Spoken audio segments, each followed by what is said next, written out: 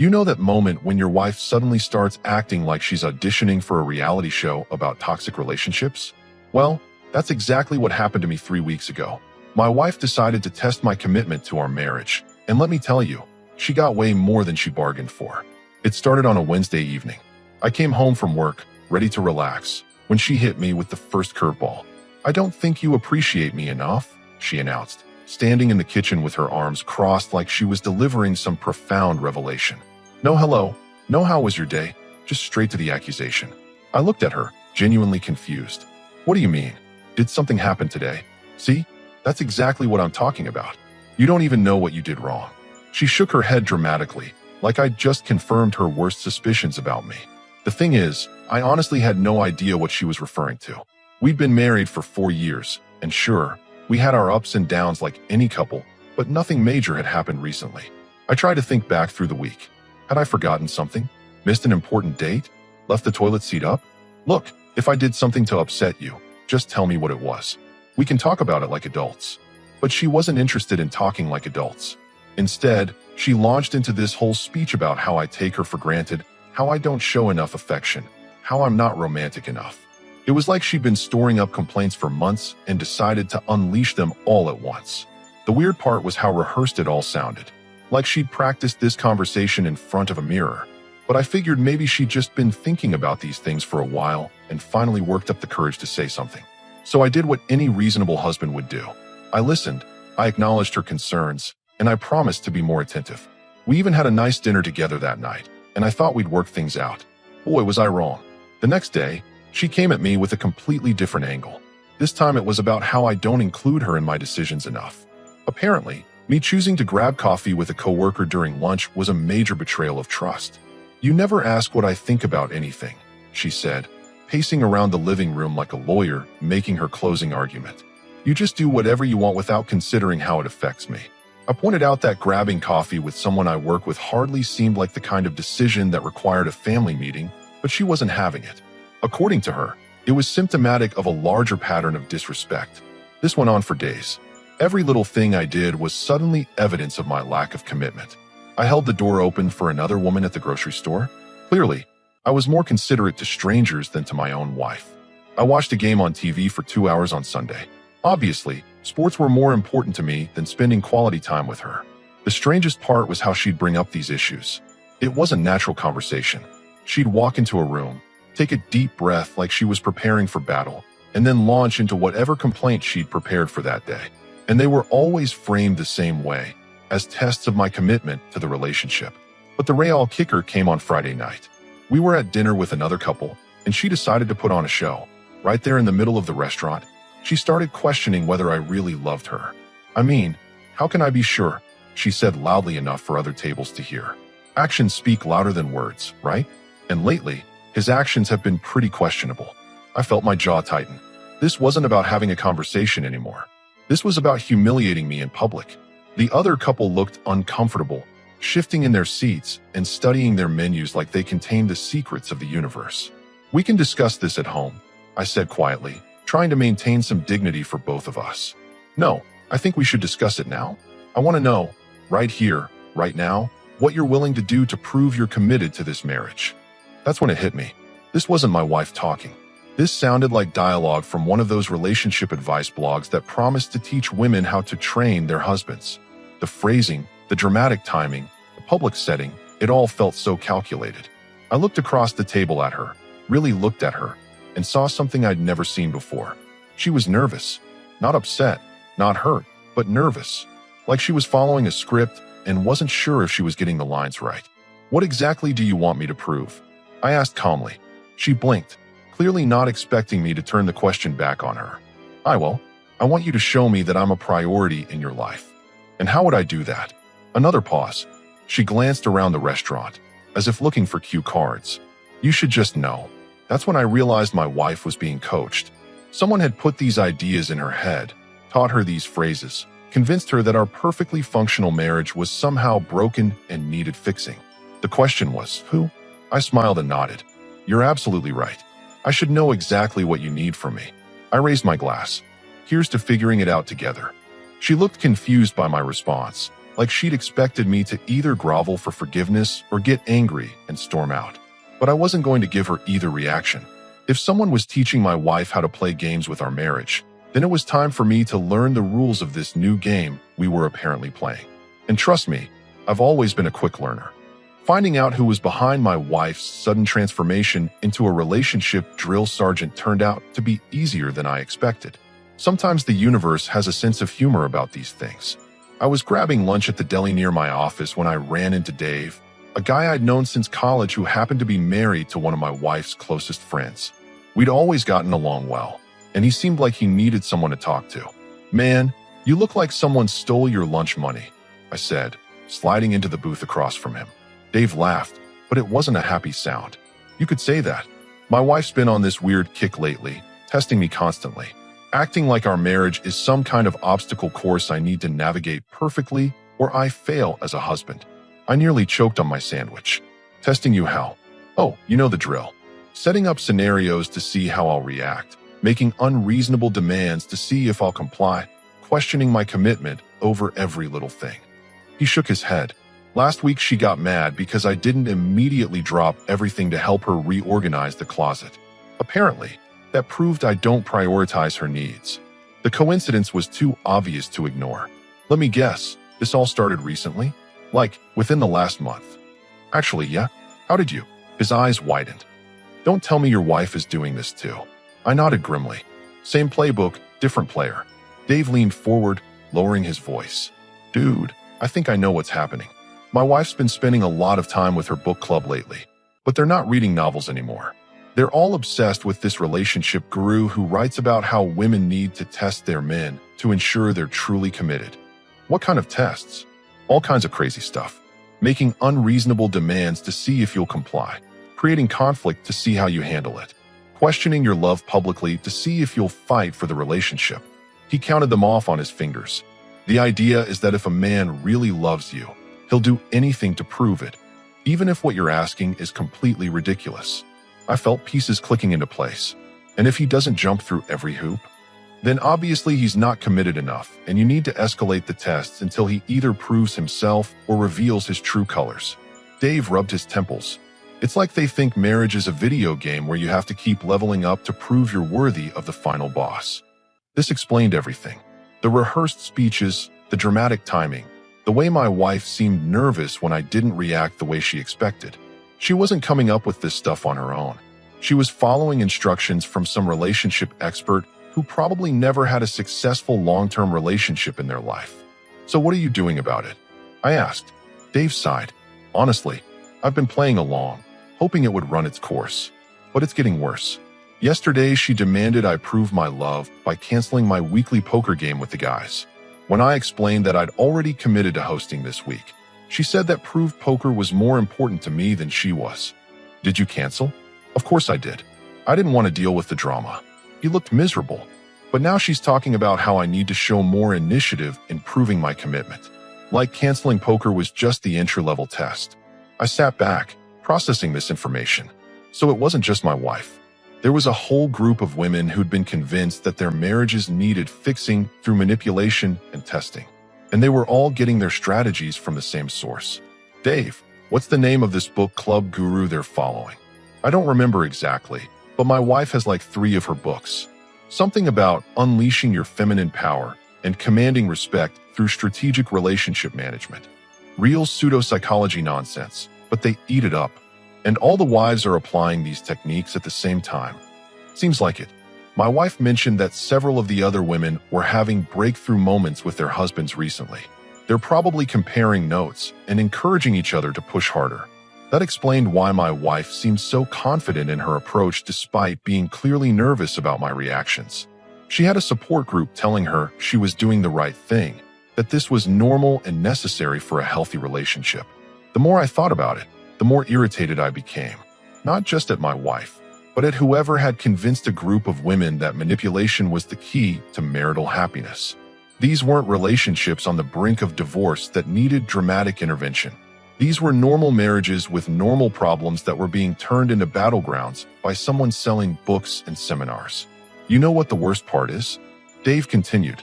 "I can see how it's changing her. She used to be straightforward about what she wanted. If something bothered her, she'd just tell me. Now everything has to be a test or a power play. It's like she's forgotten how to just be herself with me. I understood exactly what he meant. My wife had always been direct, sometimes brutally honest.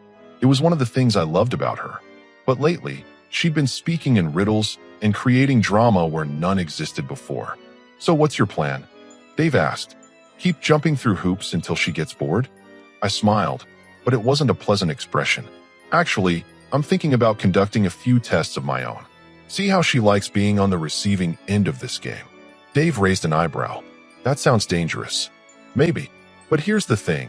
These relationship experts always assume the man will either submit completely or blow up and prove he's the bad guy. They never account for a third option, which is playing the game better than they do."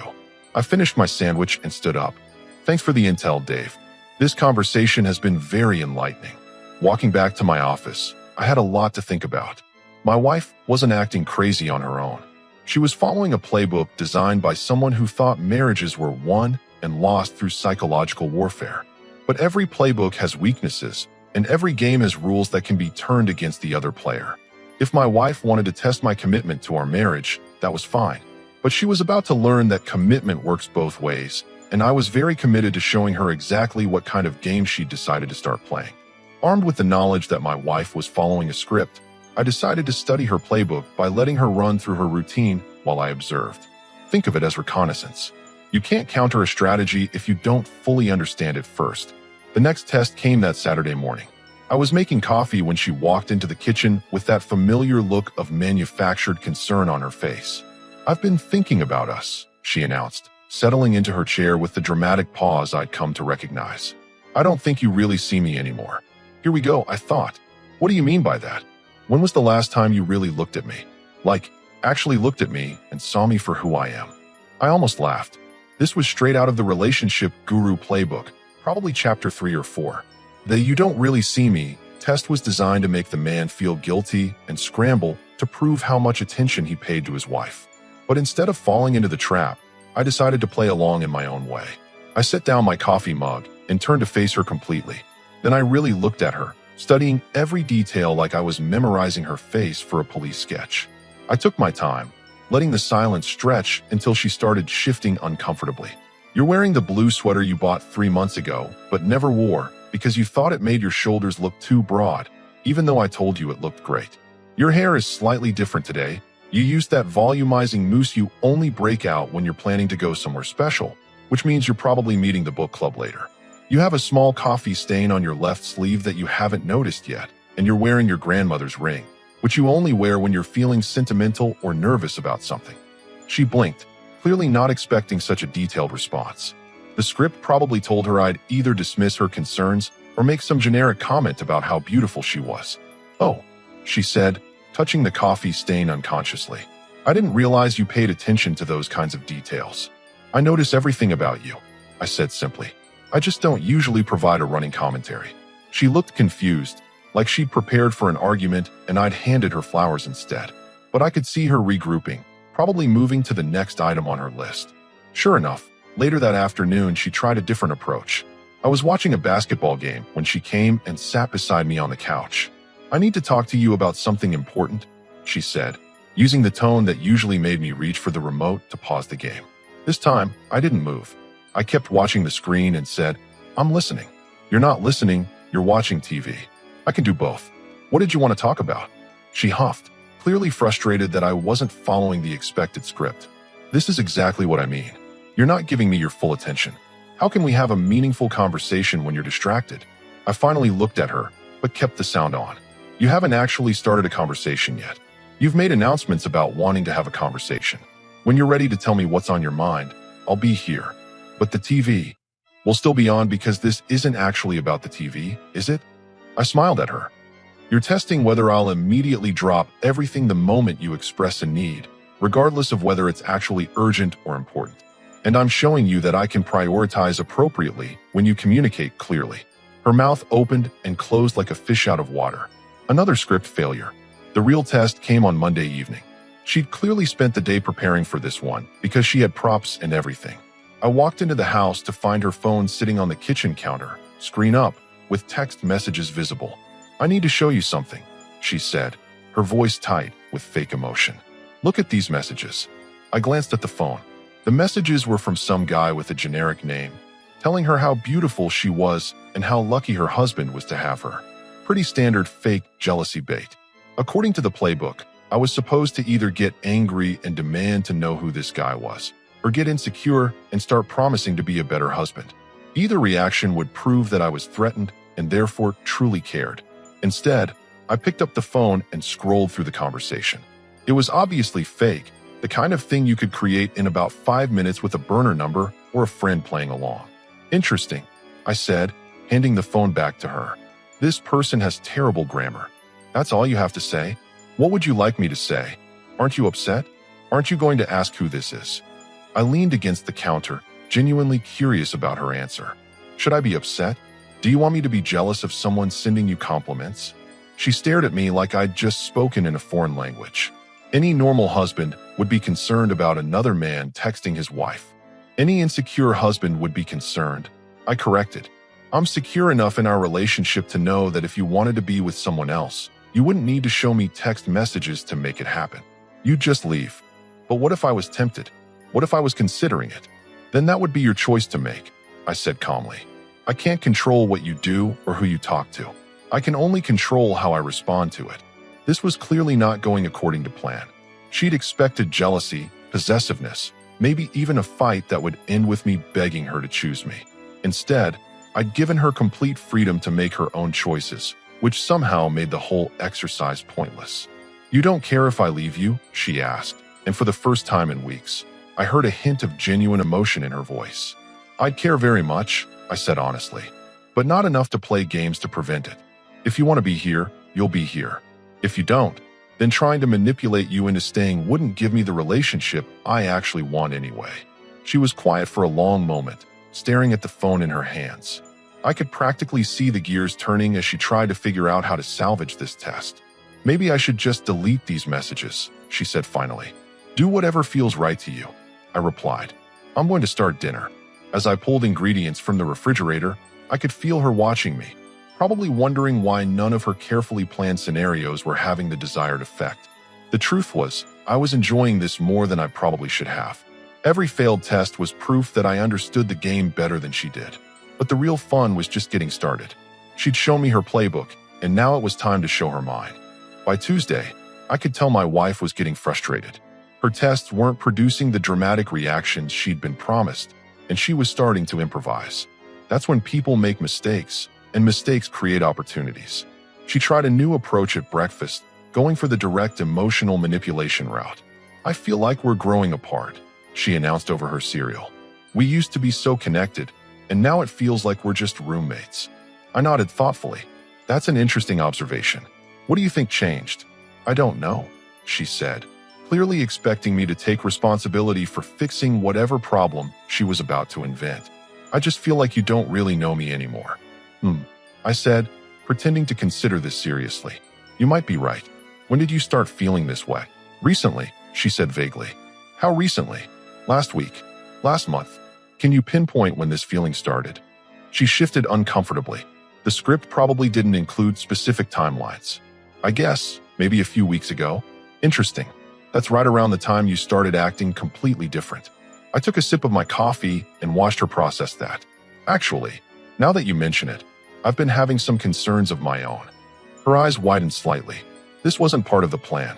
"What kind of concerns?" "Well, since we're being honest about feeling disconnected, I have to say that lately you've seemed like a different person. Like you're following some kind of script instead of just being yourself with me." "I don't know what you mean." "Sure you do. The dramatic announcements, the manufactured conflicts, the way you pause before speaking like you're remembering lines. It's like you're performing our relationship instead of living it." She opened her mouth to protest, but I wasn't finished. "And here's what really concerns me about that. The woman I married was confident enough to tell me exactly what she wanted. She didn't need to create elaborate scenarios or play psychological games. She trusted me enough to be direct." I leaned forward slightly. "So I have to ask myself, what happened to that woman? And why doesn't she trust me anymore?" "I do trust you," she said quickly. "Do you?" Because testing someone constantly is the opposite of trust. It's like checking your bank balance every 5 minutes because you don't believe the money is really there. She was quiet for a moment, probably trying to figure out how to regain control of the conversation. But I had momentum now. Actually, since we're talking about trust, I've been wondering about something else.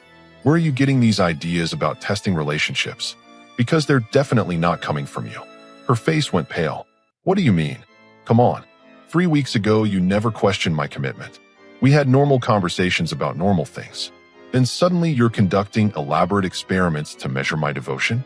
That's not personal growth. That's outside influence. I've just been doing some reading.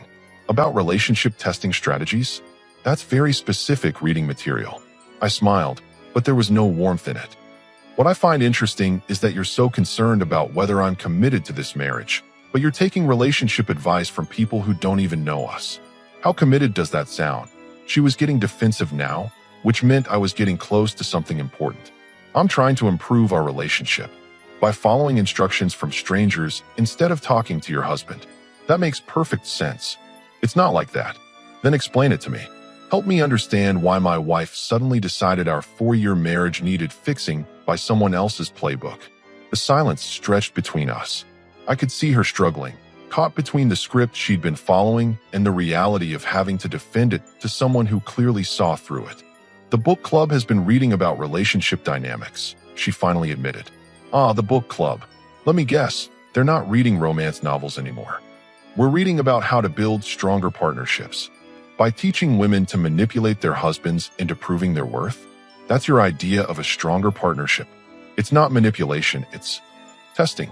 Right. Because there's such a huge difference. I stood up and rinsed my coffee cup in the sink. Here's a test for you. How do you think it makes me feel to discover that instead of talking to me about any concerns you had about our relationship, you decided to experiment on me like I'm some kind of lab rat? She didn't have an answer for that. And here's another test. If the situation were reversed, if I started playing psychological games with you based on advice from some guru who told me that women need to be constantly challenged to prove their loyalty, how would you react? That's different. How is it different? Another silence. She was realizing that her playbook didn't include responses to these questions because it assumed the man would never turn the conversation around like this. Look, I said, softening my tone slightly. I understand that relationships require work and attention. If you had concerns about us, I wish you'd just told me. We could have worked on them together, like partners. Instead, you chose to treat me like a problem to be solved rather than a person to communicate with. I didn't mean it like that. Maybe not, but that's how it played out. And now I'm wondering what else you're willing to manipulate instead of discuss. It makes me question whether the woman I'm married to is the real you, or just another performance. I could see tears forming in her eyes, but for the first time in weeks, they looked genuine rather than strategic. I just wanted to make sure you really wanted to be with me, she whispered. And you thought the best way to do that was to make our relationship into a competition I didn't know I was playing? I shook my head. The irony is that all these tests designed to prove my commitment have actually made me question yours. She looked up at me, startled, because the woman I married wouldn't need to play games to feel secure in our relationship. She'd know her worth and trust that I saw it too. So either you've changed, or you never trusted me in the first place. Either way, we have a much bigger problem than whether I bring you flowers often enough. I left her sitting at the kitchen table, probably trying to figure out how a simple relationship test had turned into an examination of her own behavior. But that's what happens when you bring strategy to an authentic relationship. Eventually, someone calls your bluff. That evening, my wife tried to smooth things over with what I can only describe as damage control. She came home with takeout from my favorite restaurant and that apologetic smile that used to work like magic on me. I thought we could have a nice dinner and talk, she said, setting the bags on the counter. Talk about what? I asked, not moving from where I sat reading. About this morning. I think there was a misunderstanding. I marked my page and looked at her. What kind of misunderstanding? Well, you seemed to think I was trying to manipulate you, but that wasn't my intention at all. There it was. The classic non-apology wrapped in victim language. She wasn't sorry for what she'd done. She was sorry I'd interpreted it correctly. So what was your intention? I was just trying to strengthen our relationship. The books explain that couples need to challenge each other to grow. The books. I set down my reading and gave her my full attention. Let's talk about these books for a minute. How many relationship experts are you currently following? She hesitated. A few. Names. Why does that matter? Because I want to understand who's been coaching my wife to treat me like an adversary instead of a partner. She rattled off 3 names, none of which I recognized, but all of which sounded like they belonged on late-night infomercials promising to unlock the secrets of love for 3 easy payments of $19.99. And what exactly do these experts say about trust in marriage? They say that trust has to be earned continuously, by testing your spouse without their knowledge or consent, by making sure your needs are being met and your value is recognized. I stood up and walked to the kitchen counter, but I didn't touch the food she'd brought. Here's what's going to happen, I said calmly. We're going to establish some new ground rules for our relationship, starting right now.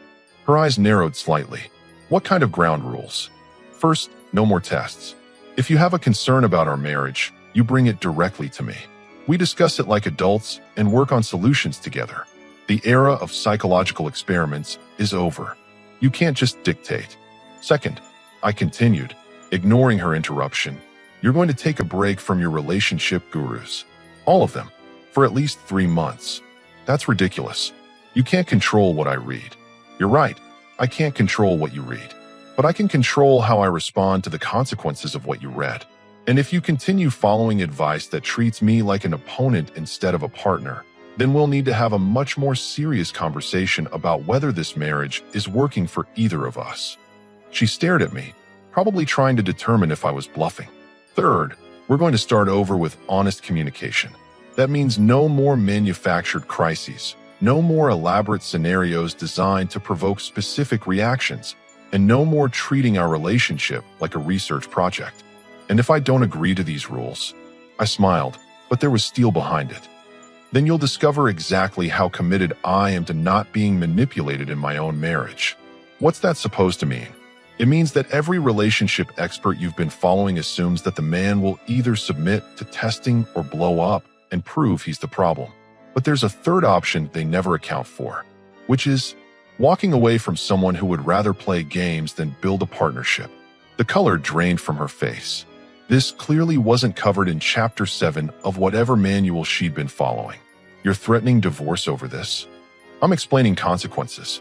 You've spent weeks testing whether I'm truly committed to this marriage. Well, congratulations. You're about to find out exactly how committed I am to a marriage built on mutual respect instead of psychological warfare. She set down the takeout containers with shaking hands. I never meant for it to go this far, but it did go this far, and now we're both going to live with the results. I leaned against the counter, keeping my voice level. You wanted to know if I'd fight for this relationship? Here's your answer. I'll fight for a real relationship with my actual wife. But I won't fight to stay married to someone who treats me like an experiment. I was trying to make things better. No, you were trying to make me dance to someone else's tune. There's a difference.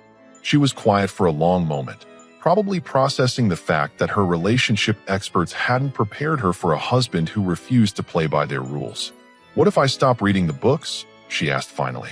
That's a start, but it's not enough. What else do you want? I want you to understand why this happened in the first place. What made you think our marriage needed fixing by strangers? What made you lose confidence in our ability to work things out together? She looked down at her hands. I don't know. That's not good enough. If you can't figure out what drove you to treat me like this, how do I know you won't do it again the next time someone convinces you that our relationship needs improvement? I won't. Prove it. She looked up at me sharply. How?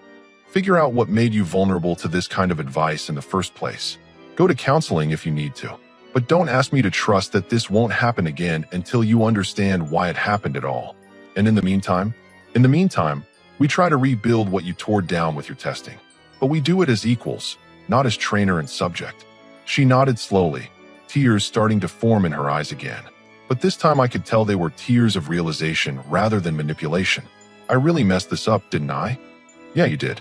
But the question now is whether you're willing to do the work to fix it, or if you'd rather keep pretending that following someone else's playbook is easier than having an actual relationship. She wiped her eyes with the back of her hand. I want to fix it. Then we start tomorrow.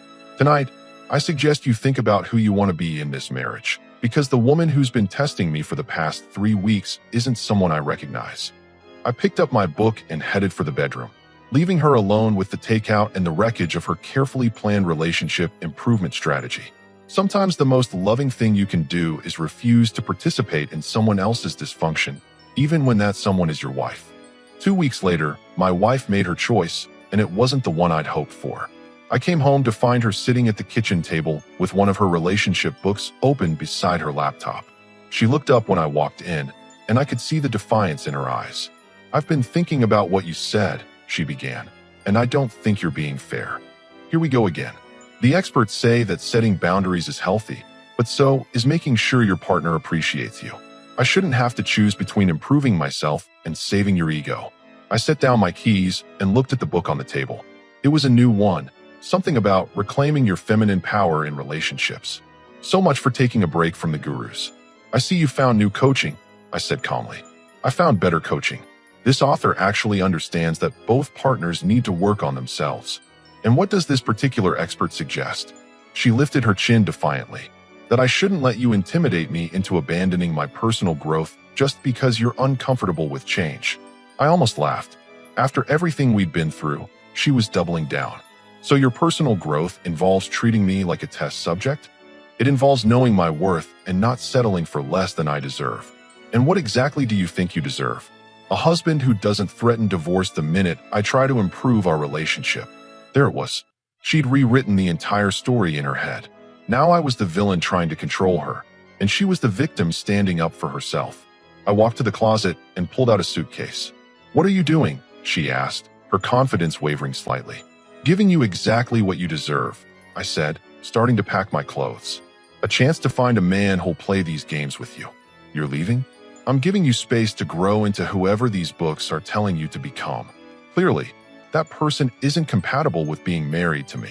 She stood up quickly. "You can't just leave. We're married. Marriage is a partnership, not a research project.